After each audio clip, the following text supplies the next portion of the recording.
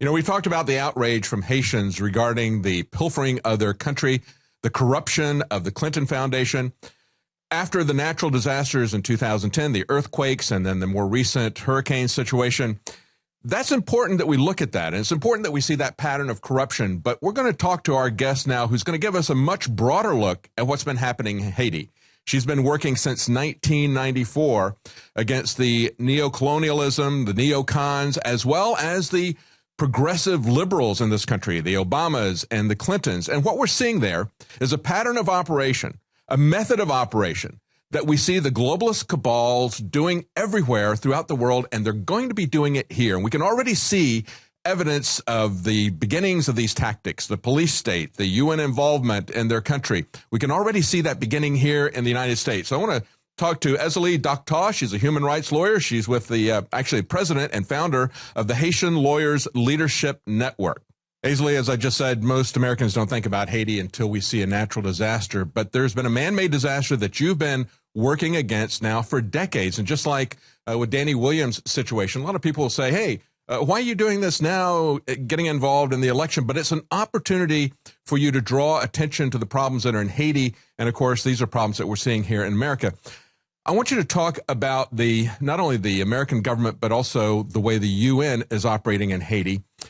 And as we were talking earlier, you pointed out that the U.S. has spent billions to set up a massive U.S. embassy in Haiti. The U.S. government thinks that Haiti is very important. Why do they think it's so important? How big is that embassy that they've set up there? Thank you so much for having me. I appreciate the question, because we have sort of been the outsiders who both the liberal media and the neocon media has essentially marginalized our voice. And I have three questions I'm always trying to get out there for Americans to pay attention to a narrative that's different than what they're going to read on New York Times, Miami Herald, or Washington Post, or AP and Reuters. So my questions that I always ask Americans and world citizens and Haitians to ask is, why would the United States build its largest embassy in the Western Hemisphere in tiny Haiti if we have no resources? Mm-hmm. Why would it build an embassy who is now, because of the drawdown of military out of Iraq, is the fourth largest embassy of the United States in the world? Wow. After China, Germany, Afghanistan, Haiti. And so that speaks to a couple of different issues.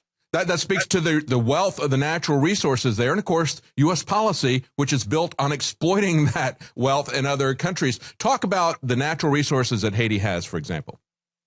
Haitian geologists say, and I'm so happy you're giving us the opportunity, and it's very ironic, as you said. I mean, it would be humorous if it wasn't so deadly, that it's the candidate who is labeled as the only racist in the game that has given us the opportunity to have a voice.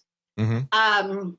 So essentially, Haitian geologists say that Venezuelan oil is a cup of water to Haiti's Olympic pool. Wow. They say Haiti has more gold than any place else in the Western Hemisphere. They say that Dominican Republic, which shares the island with us, has $33 billion worth of gold. And so if Haiti, and they have had Barrick Gold in there, there is, of course, media silence with regards to the destruction of the water and all that in the Dominican Republic. But they want to bring gold mining to Haiti, which has never had gold mining since Columbus discovered it and the New World started. And so if the Dominican Republic has 31 billion, imagine how much Haiti has, and it hasn't had 10, 20 years of gold mining like the Dominican Republic. And the Dominican Republic says they still have 31 billion. So we have important natural resources that the Haitian people have basically been in trust of and taken care of. But now what you guys give the name to globalists, we call it the duopoly, the U.S. duopoly, along with the UN Security Council. Everyone is in Haiti. It's a total international crime scene. And it's important that we understand how the U.S., especially the Clintons, are tied in with the UN. When we look at the natural resources that are there, the massive natural resources. Of course, there's also things like iridium that they believe are in Haiti. It's estimated by some that there's about $10 trillion worth of natural resources in Haiti. That would be about $10 million per Haitian that are there. And yet Haiti is one of the poorest countries in the world. And it's because of the exploitation. We saw this in Libya, where Hillary and Obama went in and deposed Gaddafi. Why? Because he had a lot of oil. He had massive water resources in Africa, in the Saharan area. Amazing natural resources there, but also a political challenge to the established order, to the globalist bankers, because he was setting up a gold-backed currency there. Let's talk about the connection between the UN and the Clintons, okay? There's a police state oppression there that is part of the UN. I want to talk about that as well. But first, let's talk about Bill Clinton. I know that you and others, your organization, the Haitian Lawyers Leadership Network, and other organizations there sued Bill Clinton over the misappropriation of funds. How did he respond? Yes. Two lawyers, Andre and Newton Saint-Just in Haiti, sued Bill Clinton and Max Bellerive, who were co-head of what something is called the Interim Haiti Recovery Commission, and said, what happened to the $10 billion that was raised at the UN in the name of the Haitian victims? And Bill Clinton said, I have UN immunity. You can't ask me any questions. That's amazing. UN immunity. That's what Bill Clinton says, okay? That's what Bill Clinton said. Of course, they've had Justice Department immunity here in the U.S., but when they go into another country, the Clintons say they have UN immunity. All the UN has to do is name Bill Clinton UN special envoy to Haiti, and then he can come in and do whatever he wants, cover up cholera, cover up taking our resources. Basically, what folks have to understand is that the media manages your perception no more in Haiti than any other place in the world. Yes. So I just told you all the things that the media, and especially, think about it, the so-called liberal leftist media who tells you some bad things about the neocons and how they're bigots. But yet I can tell you that after the earthquake, what Barack Hussein Obama did to Haiti is so shameful. He essentially gifted the Clintons, husband and wife, to get them out of his hair during his 8-year term. My country, Haiti, the land I was born in. Wow. I was raised in America, became a lawyer in America, but I went back with the first democratically elected president, Jean-Bertrand Aristide. So the United States, the Bush dynasty, took down the democratically elected president of Haiti twice. In 1991, CIA backed, and then in 2004, CIA backed. As a matter of fact, in 2004, the U.S. Special Forces just put Aristide on a rendition plane. And how did they replace him? In 2010, Bill Clinton was at the UN as UN Special Envoy, and we certainly didn't have anything to do with it because Bill Clinton, all he did when he brought Aristide back was re-image another Kosovo type of issue. He re-imaged the death squads as civil society and gave the NGOs the PR of the NGOs as benevolent. But essentially, he forced Aristide, and that really made Aristide be disliked by a great number of people. He forced him to put in a regime of neoliberal economics, which to your audience, I'll say is when public assets are privatized to the global elite. So they privatized all of Haiti's resources to folks like the folks that are giving money to the Clinton Foundation, because the Clinton Foundation essentially is a money laundering scheme. It's the way they talk about Mr. Trump not paying taxes, but Mr. Trump says he doesn't pay taxes through a legal loophole. Yeah. Well, the way the Trumps don't, the Clintons don't do it is through their foundation. Yes. They pay their living expenses. They pay their flying expenses everywhere. Don't pay any taxes. They said at the UN, they raised $10 billion. That's Mr. Bill Clinton was in charge of that at the UN, and they had the World Bank as the depositor. And what happened to that money? At the State Department, Hillary Clinton supposedly $3.6 billion supposedly went to Haiti aid. And then you have the Clinton Foundation that says that they raised $30 million. So there were so many different funds in Haiti that were controlled by the Clinton family. And I'm going to just give you four of them. So the UN fund, which as UN invoiced $10 billion, and it was money from the 192 countries at the UN who gave donor funds to help Haiti victims. Then you have the Clinton Foundation, who says it raised 30 million. Then you have Obama, who appointed Clinton and Bush in his first bipartisan success of his first term to be the earthquake people of Haiti. Now, Bush and all that money has just disappeared.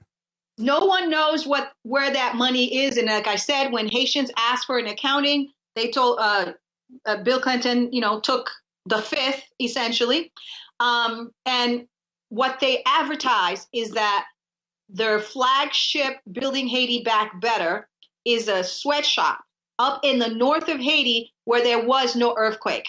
And they brought in the South Koreans, their clientele, little Uncle Toms, to give them this space, 1,000 employment. They took 600 square miles of land from right on the gold belt. And we have been saying forever that flagship reconstruction that they said was going to build Haiti back better is only there to build infrastructure for the extraction companies. Wow. Massive deception. So they raise money based on the tragedy that happened, the natural disaster that happens there. Then they use it to establish their operations, their profitable operations, their extraction of natural resources in an area that's not even affected by the earthquake. Yes. Wow, that's amazing. That's what they did. You've talked about... But the greater overarching picture for your audience to understand, I know your audience is a lot more sophisticated than the other sheep of folks that look at the shame stream media, is that the United States colonialism is about playing both roles. They play the hero and the villain, the arsonist and the fireman. They control both. So in Haiti, the way it plays out is the United States take out my former client, Jean-Bertrand Aristide, and then after finish taking them out, they bring in the UN supposedly as the peacekeepers. Mm-hmm. So they create the destabilization, and then they bring in the UN as peacekeepers. They just like in back in the 80s, the tourists, pedophiles who are hiding at Haitian orphanages, collecting money and telling folks that they are helping Haiti. They brought us AIDS. And then they brought us Paul Farmer NGOs with these watered down HIV medicine to make a name for themselves and become experts on Haiti and then live off of our pain. We say the liberals, the Democrats, all those folks masturbate on Black pain in Haiti, and no one is paying attention. Wow. So you've seen neocon coups, and you've seen the white do-gooder liberal progressives essentially, and we can include Obama as part of that because that's the whole ethos that he brings into that. Which is worse, in your opinion? I think every warrior for human rights, Black, in the Americas have said, I know Marcus Garvey says it, Malcolm X says it, Dr. King says it. I'd rather deal with the KKK any day than the Clinton type of so-called progressive who put their hands around Black women at a church while they're destroying and incarcerating the Black community. Yeah. At least you know who your enemy is. If somebody comes to you, instead of stabbing you in the back. I prefer Donald Trump. Mm-hmm. Mm-hmm. Yeah, because as a matter of fact, I'll make it clear for your audience. We've been doing this not way before the election. So Coma Coda, which is a grassroots organization we're affiliated with, has been in front of the Bill Clinton first office in New York. Mm-hmm. It's way before this election started, asking for where did the money go? And then when Mrs. Clinton declared her presidency, saying indict Hillary, not just because of the monies You understand? Folks must understand it's not just the Clinton Foundation. It's the colonialism in Haiti. It's the warmongering for resources and then using Sean Penn and these colonial celebrity useful idiots to distract people and make folks feel good about America giving something to Haiti when in essence, they're taking everything away from us. Oh, absolutely. So and we've seen the same thing done in Coca-Cola says before the field was narrowed to Donald Trump, they said if a dog is standing for election next to Clinton, vote for the dog. Yeah, absolutely. And you know, when we look at the charges of racism, it's simply because Donald Trump says, hey, we need to control our borders. We can't have open borders because of terrorism, because of drug cartels, and simply because we cannot afford to provide a free education to everybody that comes across the borders. We have to have some kind of control, some kind of knowledge as to who's coming in. So because of that, he's labeled a racist. And yet we've seen an institutionalized racism, haven't we, from Clinton and from the Obama administration?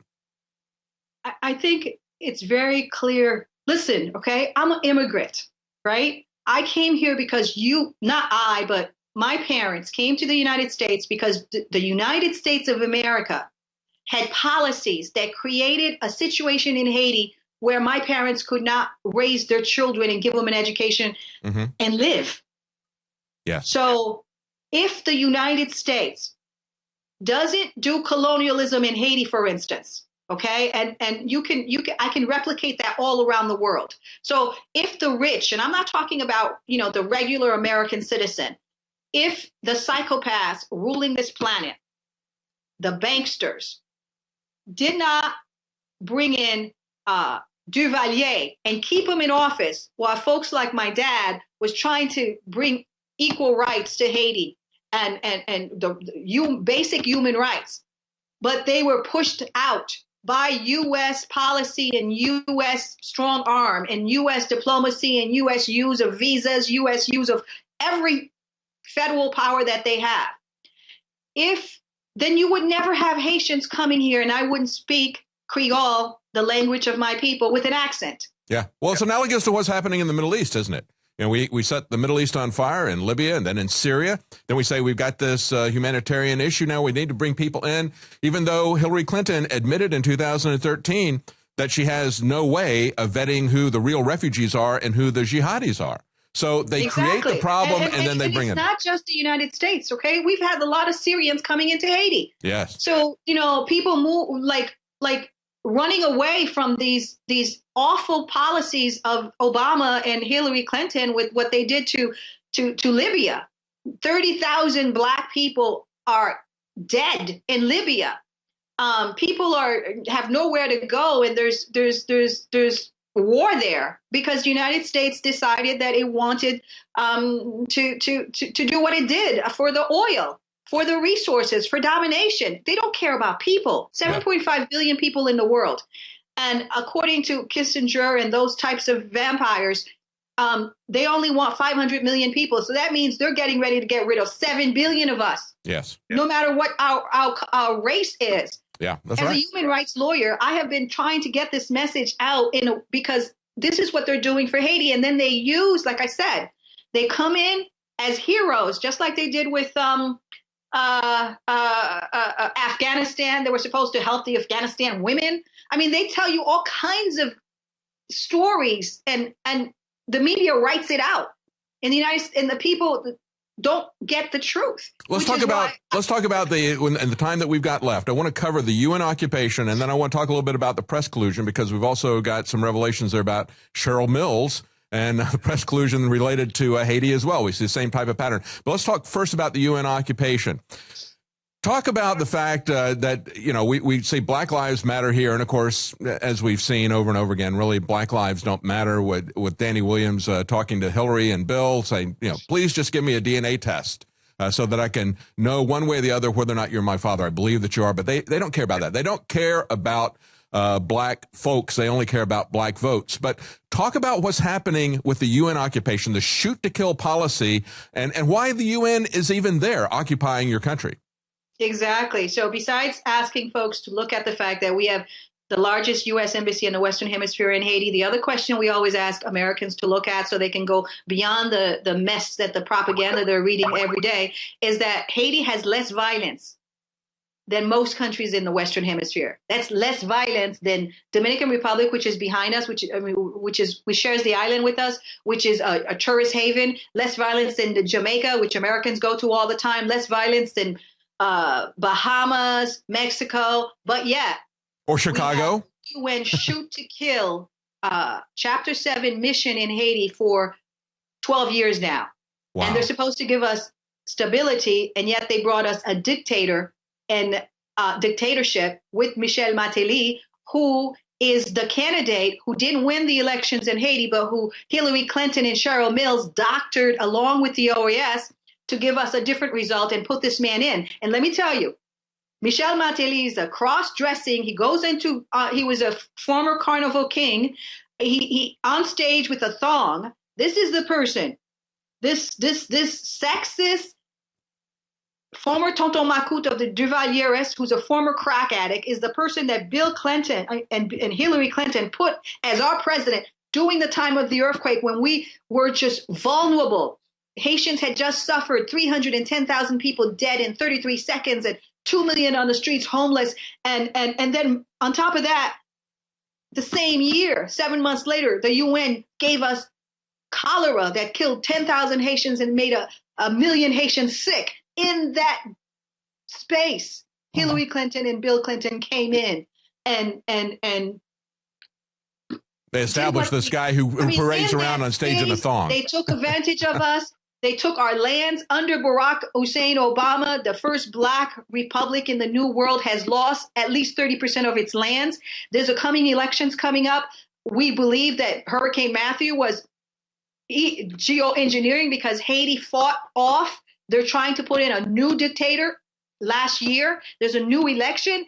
If Mrs. Clinton becomes president, they're going to give us another crackhead, another local puppet to maintain the domination of the global elites. And that's why we're fighting. And that's why we sent a letter to Donald Trump and we said, the Haitians will vote for you if you say when you're president, you will get rid of the UN in Haiti. You will not have unfair trade. No Haitians will. You don't have to build a wall, Donald Trump, because if there was free, fair exchange, Haitians would not need to leave Haiti. And if the resources of the country was used for the 10 million people that's in it, all Haitians would be rich.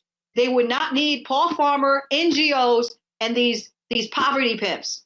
Absolutely. And yet we've got the Clintons who use their UN status to get diplomatic immunity when they rip the people of Haiti off. And then they help to establish this guy, as you point out, who's parading on stage in a thong. And yet they're so offended. The white liberal establishment is so offended by the political incorrectness of Donald Trump's speech. Exactly. That's the amazing thing. Where were they when Hillary Clinton was putting on the Carnival King on Haiti? Yeah. And that's to replace a priest who speaks 6-7 languages and who went to school and who's a doctor. That's what they did to us. Wow. Well, thank you so much, Azalee Docta.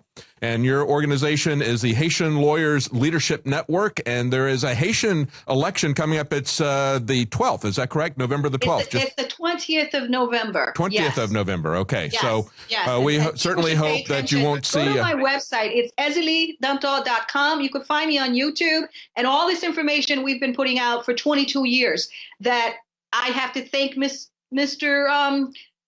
Trump.